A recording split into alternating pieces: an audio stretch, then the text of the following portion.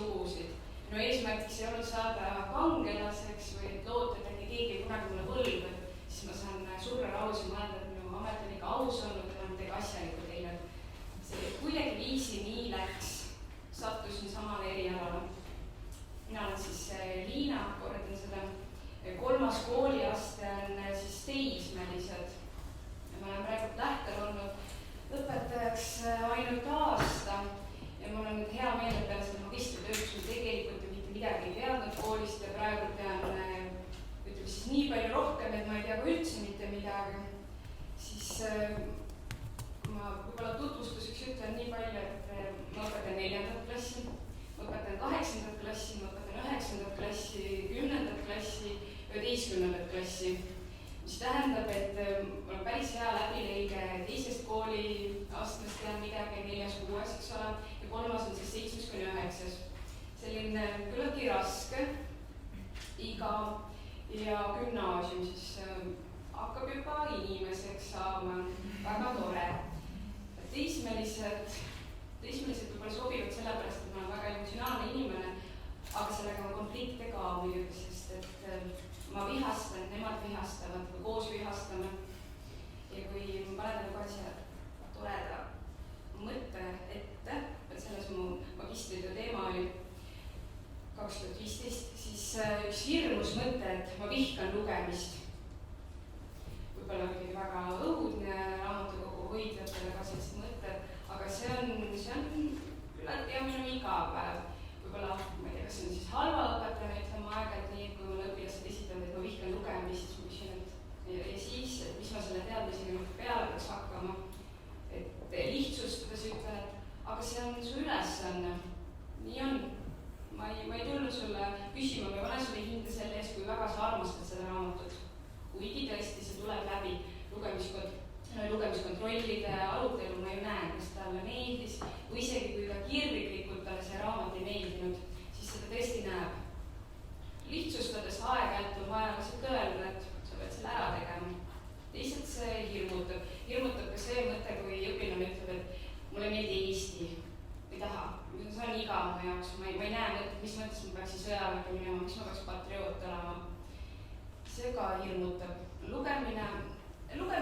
Mina ei ole Eestis peale olnud selline suur lugeja. Minu ema luges raamatuid, isa luges raamatuid ja meil raamatute peale kade. Terve pool elu olin, mõtlesin, et raamatud on väga õudsed, sest nad võtavad minu vanemat aega ära. Mulle meeldis rohkem joonistada, ilmselt siiamaani. See, et ma ei saanud sellest mõttest ka aru, et sul on igav ja sa loed. Kuidas sul saab igav olla? Mis asi see on? Vastupidi, see on selline luksus, et kui sul mõtteid ei ole. Aga olen õppinud aja jooksul armastama raamatuid ja olen sellest üle saanud, et nüüd on vastupidi tore see, et ma olen õnnelik, et mul on vanemad, kellega ma saan arutada raamatutest, ükskõik millest kunstist, elust. Ja see mõte, mis siin esimeses ettekandes oli, et empaatilisemad on võib-olla küll.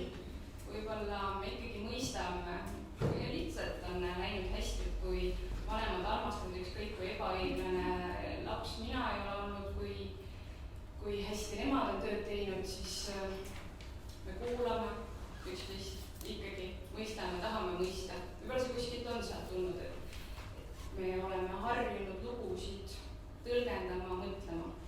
Ma toon siia veel ühe näite koolielust. Alustan tundi, ma teen väikse sissejuhatuse, aga jõuan selleni, et me räägime täna koolivägivallast. Ja siis lapsed ohkavad, sest et tõsi ta on, et käivad koolis väga tähtsad inimesed kõnelemas sellisest tõsisest teemast ja võib-olla teavadki lapsed väga palju. Võimalik, et rohkem kui mina, meie, sest nad on kogu aeg selle informatsiooni sees. Siis nad ütlevad, et ma ei taha, ma ei viitsi, ma ei jõua, ma oleme seda kuulnud. See on selge, väga hea, et mida sa siis tead. Võib-olla, mis oli minu töö eesmärk ja mida, kui siin järjest on läinud need ideed, et see hea kirjandus, mis mind huvitab õpetajana, et nii-öelda isegi loete neid uuemat kirjandust, teie teate seda paremini, millised head raamatud on ilmunud, mis kõnelevad sellel raskel teemal, aga aga just seda, et leida selliseid raamatuid üles ja suunata lugejad selliste raamatuteni, kus on seda nii-öelda sellist ohukohtu või seda tunnet, et kas see on vägivald.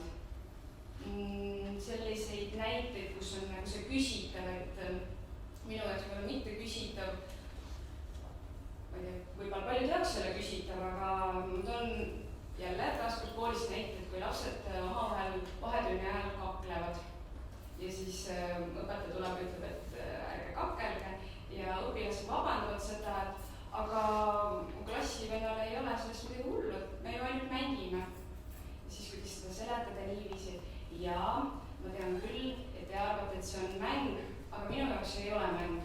Minu jaoks ei ole see naljakas. Et hea küll, sina arvad, et see on naljakas, togida üksteist, teha endale haiget, aga siis ma seletan nii, nagu mina sellest aru saan. Minul on väga kurb vaadata, kuidas te üksteist orgite ja arvate, et see on õige. Sest et ma ei saa öelda, et oi, kuidas te eksite, oi, kui valesti te aru saate.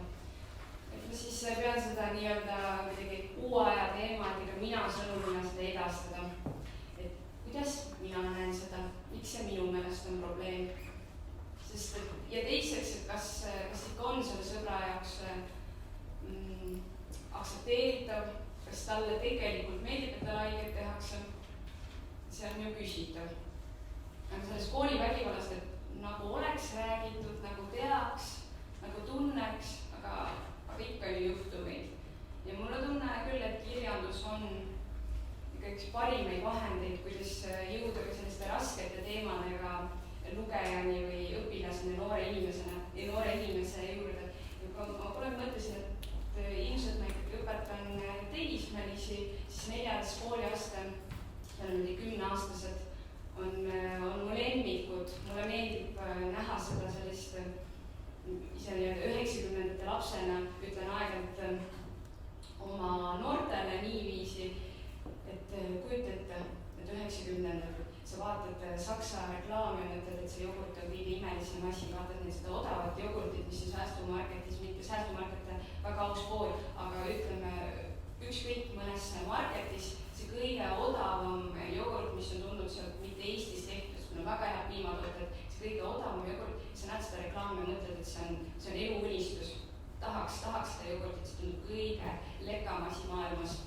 Ja ma ütlen, et mis siis, kui raske ei ole, uskuge mind, me oleme läinud edasi, mulle tunne, et ühiskond on ikkagi kuidagi rikkam, ma ei tea, kas siis küllap meie mõtted olid ka põnevad ja siis juba tuleb see, et 30-le lähenevad, nimelt ikkagi noorteks, juba ütlevad, et meie ikka olime palju taiklikumad ja praegused esimesed midagi ei saa aru, selline lõhe tekkima.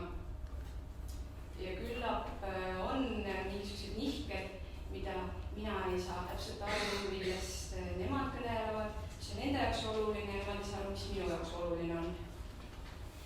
Mõned teemad siiski mulle tundub, et on lihtsad. Saab aru küll sellest, kui väga eluline näide, õpilane läheb õpetajale kallale, saavad aru, et see on vägivald. See on vägivald, ütled, et see on halb tegu.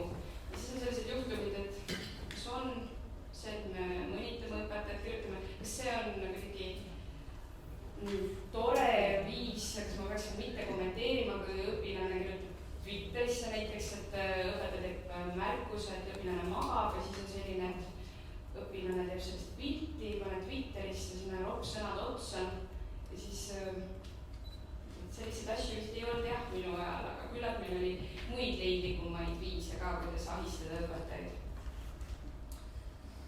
Küsisin alles hiljuti tunnis, miks lummab vägivald? No see küsimus muidugi eeldab seda, et inimesi lummab vägivald, võib-olla ei lumma. Aga nüüd mõeldes selle peale, kui paljud vaatavad Hercule Poirot televiisorist, armastavad Agatha Christiet lugeda, uuemat, olgu need vampiirid või libahundid, kes iganes, ega nad muidugi on olemas neid ketšupi vampiire, kes lihtsalt imevad ketšupi pakke tühjaks pudelid, aga siis on ikka sääraseid olemusi küll, kes ju teevad liiga, millegipärast lummab, kes on vanaema, kes on ema, tädi, õde ja nii edasi, vend, see on ju näinud küll neid Monster High nukkegi. Ja siis paljude jaoks on need väga kohutavad, et miks see nii-öelda koledus lummab. Võib-olla on kole, kelle jaoks on kole, kelle jaoks ei ole kole. Midagi selles nii-öelda vahelist, mis lummab. Ja selline väga eluline tunnis küsin, miks siis vägivald lummab ja teine õpilane kaitseb siis õpilast, kelle käest ma küsin, et aga miks ta peaks oskama vastata sellele küsimusele? Ei, võib-olla ei peagi. Ei pea. Sellest see nii-öelda raskus seisneb selles, et lapsed tahavad, noored tahavad, et nende arvamus küsitakse, aga nii-öelda oma arvamuse esitamine on aeg-ajalt ka nende jaoks raske ülesanne ja see võib nüüd isegi šokeerida, mis mõttes minu arvamus, miks ma peaksin avaldama või et see küsimus ei ole midagi sellist, et sellele ei ole, ma ei ütle sulle, kas see on õige või vale vastus. Aga nii on pidevalt küsida midagi sellist, millele eeldaks, et hakkaks arutelu toimuma, ei pruugi üldse olla nii loomulik. Ei tulegi vastust, ei saa aru. Aga vaikselt hakkab niimoodi arutama, siis mingisugused mõtted ikkagi tulevad, kooruvad välja. Mina pean ikka lähtuma sellest, eriti nii-öelda noorte advokaatide ühiskonnas, kus väga täpselt koolis, kui nüüd on kohustuslik, võiks olla uurimistöid kirjutada või loovtööd teha, siis üks õpilane avaldas arvamust, et võiks teha meie kooli siis ütleme õppekava ja riikliku õppekava või põhikooli ja gümnaasiumi seaduse võrrelda neid, kus on nii-öelda lahkhelid, et leida üles, et võib-olla ikkagi meie kool on rikkunud reegleid. Selles mõttes on see heas mõttes advokaatide ühiskond, et igaüks nagu oma õigusi ajab taga midagi, et ju kuskil ikkagi ei eksib. See on ju õige, seda me peamegi õpetama, et kahtle, mõtle ise oma peaga, otsi lahendusi. Teisalt on see selline juba valmisolek, eks ole, kogu aeg ründame ja mõtleme, et kõik ainult tahavad midagi ära võtta, mitte anda. Aga siis peame väga hoolega jälgima ikka reegleid. Ja tegelikult õppekava ütleb ka see eesti keele kirjanduse ainega väga selgelt, milliste teemade peaks rääkima. Ongi kirjutatud koolivägivald, perevägivald, need kõik märksõnad on seal ilusasti kirjas. Ehk siis, kui ma oma tööd kaitsesin, siis küsiti ka, aga milleks, miks vägivald? Aga see on seal ju kirjas ja milles siis veel, kui on selgelt öeldud, et õpetamine peab olema eluline, siis kuidas me saame rääkida ainult lilledest? No ideaalis räägime lilledest, kui tore on uusutada lilli ja vaadata päiksepaistpool, võib-olla päiksepool või vaadata, vabandust, emakeele õpetaja humanitaar läheb kaldub teemale või kõrvale teemast, sellest nüüd tohib mitte. Aga laias laastus ikkagi see, et meil on selliseid toredaid märksõnu see õppekava täis.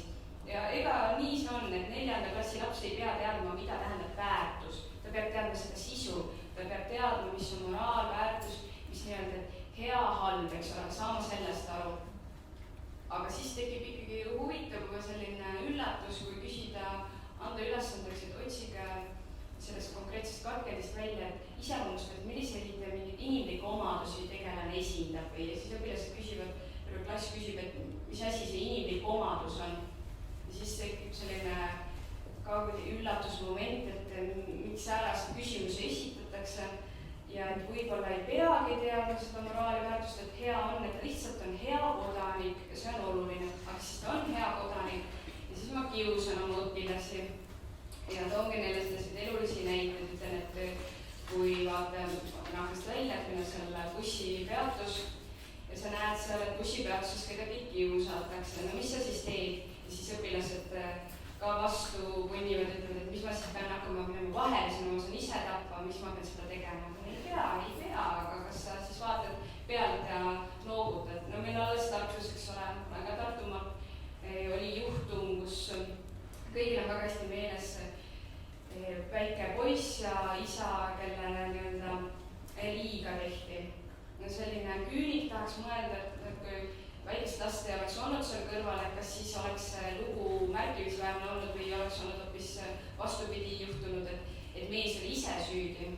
Et see on kuidagi väga õelalt ja küüniliselt öeldes on see nagu õnn, et see pisike poiss seal oli, aga selle mõtlen kohe tagasi, see ei ole kunagi nii-öelda hea, et väiksed lapsed on nii selles vägivallas sees ja ma hakkasin mõtlema selle peale, et kangelased on kirjandusõpetajad, aga ei mõelnud ma ikkagi selle peale, et mina peaksin kunagi lugema kirjandeid, kus ma loengi selliseid juhtumeid.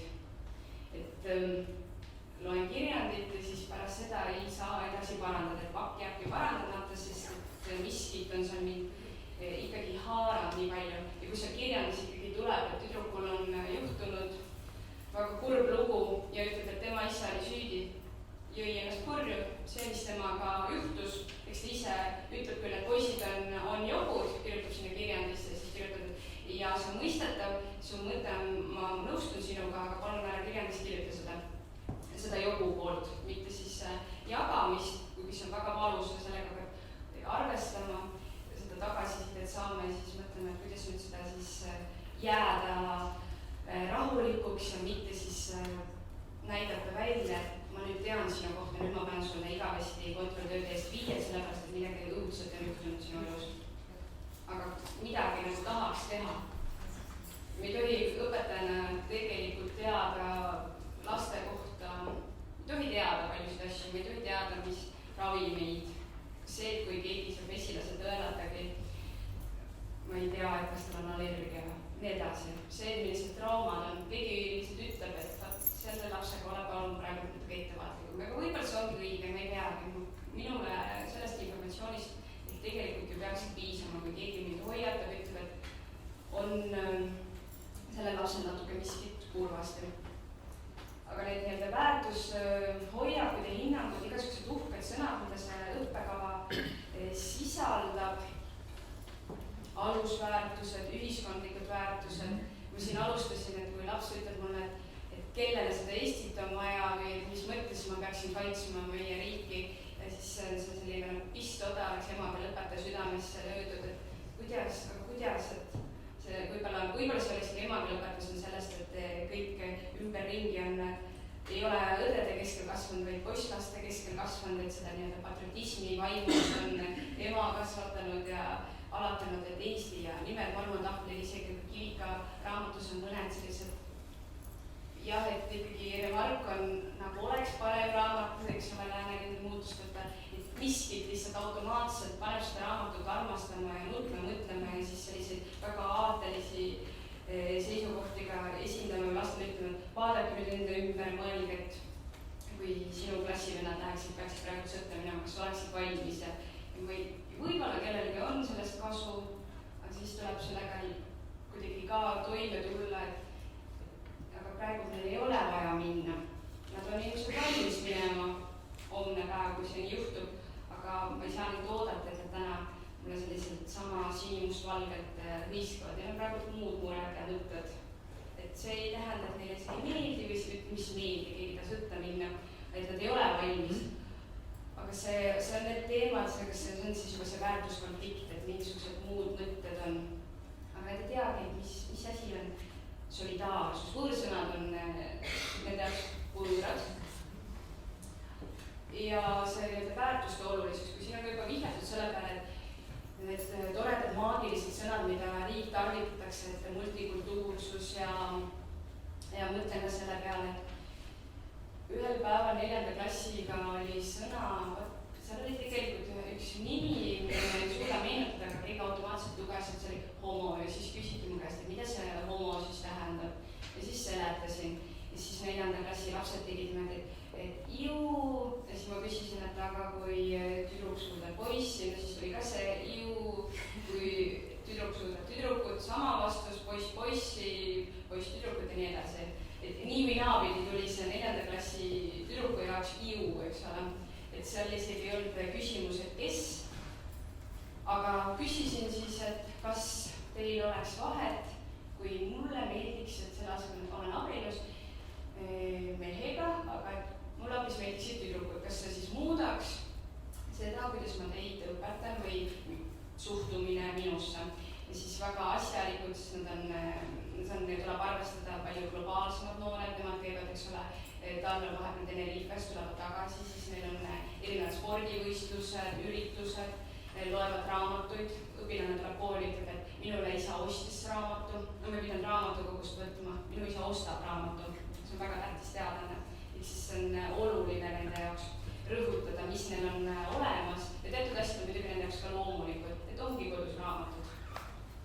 loevadki raamatuid, tahavad rääkida, küsivad, et kohustuslik kirjandus saab otsa ja siis küsivad, et aga mis siis järgmiseks. Ja see on hea märk, siis on nagu lootust, et jaa, loevad küll, on küll noori, kes loevad. Aga väga elutargalt ütles üks 4. klassi neiu, et mis üldse kellegi asi on, et mis keegi oma eraelus teeb, et mis üldse puudutab teisi. See on nii eluterve ja tore mõte ja see ongi nii, ega ei peagi. See, mis on väga intiimne, jäägu selleks. Aga siis teisalt on jällegi see hetk, et ma näen nii-öelda teismelised on õppinud, meil on rõhutatud õppekavad erinevad õppimismeetodid, mis on väga positiivne, õpetatakse, et kui sa avaldad oma arvamust, et see kõik on väga tähtis, et ükskõik, mis sa ütled, et kui sa oskad seda põhjendada. Ja siis aeg-ajalt kuidagi maa peale tagasi tuues ütleme, et no jaa, vaata, kui mõrvar põhjendab ka seda, et miks ta kedagi tapab, et kas see siis on kuidagi õigustatud. Et see on võib-olla natuke nende kiusamiseks, aga selline positiivne, jutumärkides positiivne kius on vajalik, et tuua maa peale tagasi, et aga meil on siiski ühiskonnas kokkulepped, reeglid, normid ja vot ei saa siiski niiviisi, et see, mida ma heaks arvan, aga tead mis, et tegelikult on õppekavasse, on Eesti seadustesse ja nii edasi pandud isegi kirja, et sa võiksid siiski hoolida Eesti kultuurist ja sulle võiks minna see korda. Eesmärk oleks otse kui siiski kasvatada siin sellises valguses, et sa hoolid oma kodukohast ja tead mis, see lause on kirjutatud ka niiviisi, et sa ei vaata kõrvalt pealt, kui kedagi togitakse. Ehk siis õppekavas, ainekavas on väljas või on kirjutatud lahti see, et julgus nii-öelda hakata vastu ebaõiglusele. Ehk siis see mõtteviis, et tõesti, et minu eraelu ja ma mäletan, et ma tööd kirjutasin, siis mul ülemised naabrid kisasid päris palju ja seal oli selliseid muret tekitavaid lauseid ka ja neid nii-öelda aeg-ajalt käisin ukse taga koputamas ja seda kogu aeg üks hetk lihtsalt kolisid ära, mis minu jaoks üks mure lahenes. Või see kahtlus jäi, kas ma siis toimisin õigesti, et jätsin, et noored inimesed manistavad seal omavahel temperamentsed inimesed ja miks nad ei või siis. Et see on siis minu eraelu või nende eraelu ja miks ma pean sinna toppima oma nina, aga see kahtlus jäi, et kui mina ei saa hakkama, mõtlen omaette selle teemaga, et kas ma nüüd peaksin automaatselt, et kui nad ei tee mul ust lahti, ütleme niimoodi koputad, inimesed jäävad vait, midagi enam ei juhtu. Päev otsa on siis pärast rahulikud, kuni järgmise korrani. Siis mõtled, et oi, aga mina olen see nõrk inimene, et mõtled, et aga äkki ikkagi ma ei ole nii nõrk, et ma olen tugevam, et see laps kõhkleb ilmselt siis ka samamoodi. Või vahel ei kõhklegi. Varasem, 2007. aasta uuring väga hästi noortele on jõudnud kohale, mis on vägivald, rõhutavad seda, et see vaimne vägivald käib füüsilise vägivallaga koos, siis nende kahe mõju on väga palju suurem, et see, et keegi selle jala paneb nii-öelda kõige mustvalgult öeldes taha, siis sellest kuidagi elatakse üle, aga et kui iga päev selline mõnitamine käib juurde, et on hirmsam. Aga mida siis ei täheldatud, on see, et minu kui kõrvalseisjal oleks ka vastutus. Mina, kes ma lihtsalt vaatan kõrvalt seda, kuidas päevad otsa minu klassikaasast mõnitatakse, et minul ei ole vastutust, et seda nad ei mõtle. Ja siis on see mõte, eks õpetajana peaks kogu aeg, mitte ma ei tohi sulle anda vastust ette või ma pean sind suunama, aga aeg-ajalt ei jõua ära oodata, et nagu ärka nüüd üles, et märka, et siiski kui sina kommenteerid, siis kommenteerib ka järgmine ja võib-olla see ikkagi üks hetk lõppab. Mul on väga palju positiivseid klasse, toredaid õpilasi, kes saavad omavahel hästi läbi ja sellele on hea meel, et lahendavad neid konflikte. Aga seesama, et väärtus tegelikult teismelisele võiks selgitada, mis asi on väärtus, et need võõrsõnad ei jääks selliseks, et küllap ta sisu teab, et siis pole vaja seda mõtet selgitada. Vast ikka on küll. Et kõlbuluse, sallivus ja inimlikud omadused ka juba kõnelesin. Nagu oleks see definitsioon silme ette ka. Selle mõte on see, et ikkagi teismeline vaikselt on tal juba see tema reeglite kogum välja kujunenud, see, mis talle läheb korda. Aga see teismeeas veel mõned niped-näped muutub kuni 30. eluaastani, aga inimene väidetavalt ikka on võimeline õppima elu lõpuni, et jõudagi siis saab vanane koerale usklik õpetada küll. Aga see on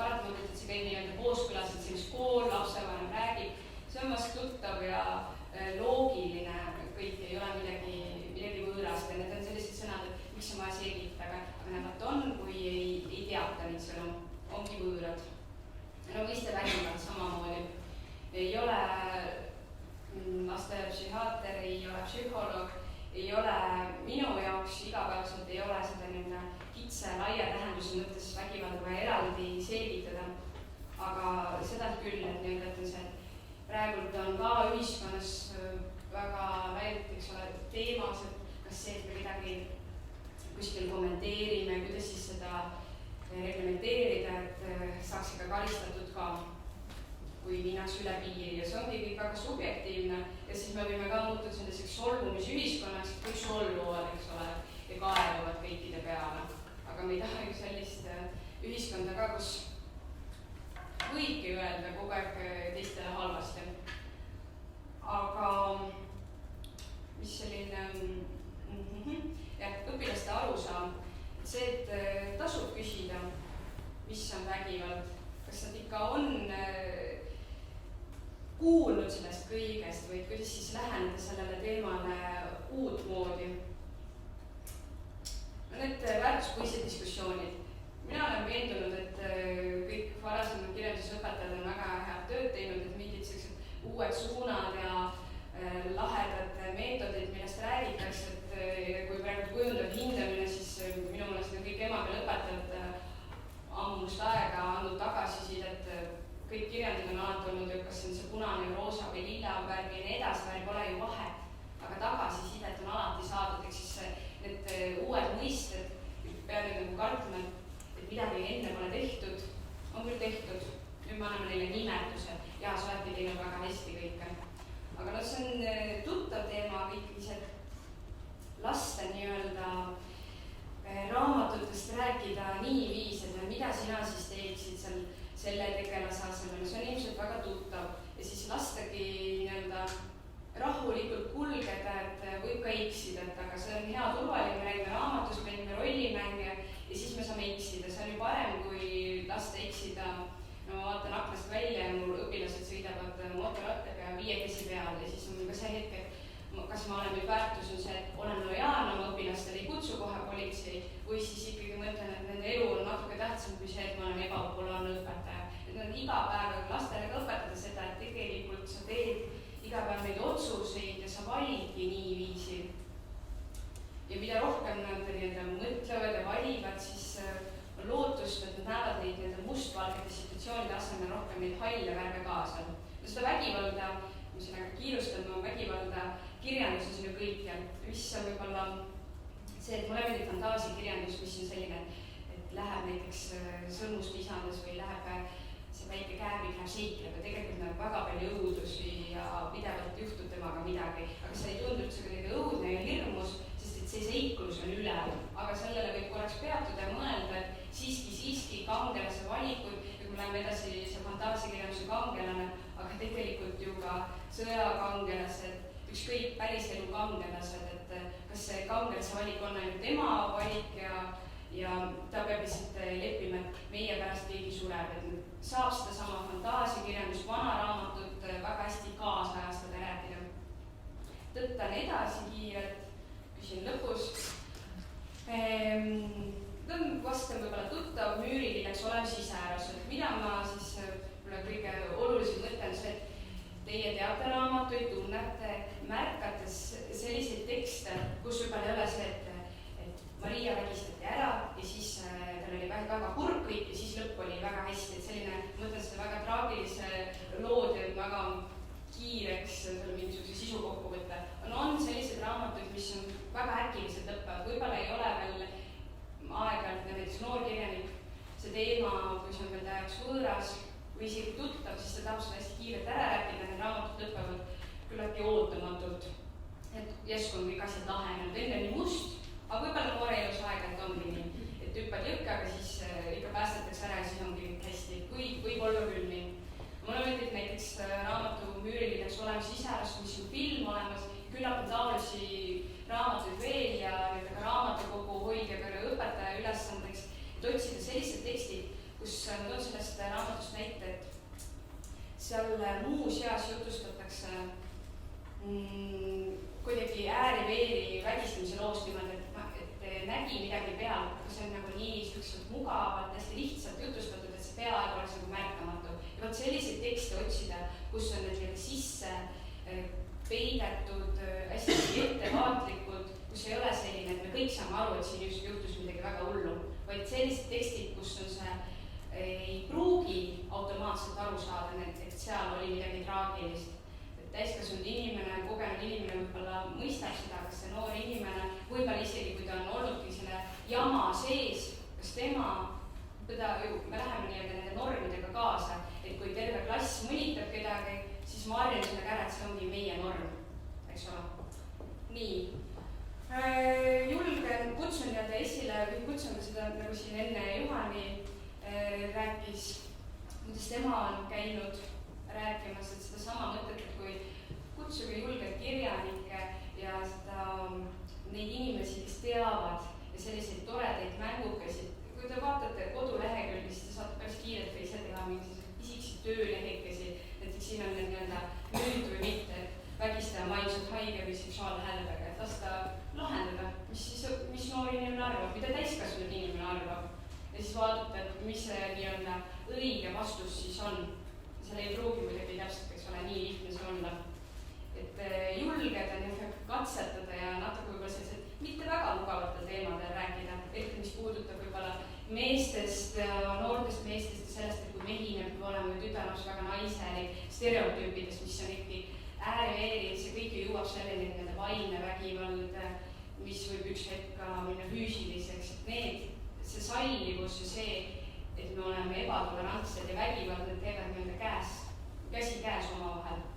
Et kui on sellised, et homoseksuaalsus ei ole hälve ja nii edasi, et tegelikult, et kui öeldakse, et ongi, et võib-olla see mõtteviis või põhjendusel ära ei pruugi olla see vägivaldselt, aga seal mõttes see jutu käigus võib tulla ka selliseid häirivaid argumente, mida tahaks ikkagi lahti sealt ja tasub proovida arutada. See ei pea olema selline, et jaa, et kõik peavad olema väga sallivad, punkt. Vaid et lasta arutada ja otsida sellist kirjandust sellest suurest infost välja, mis annab võimalus mõelda. Nii.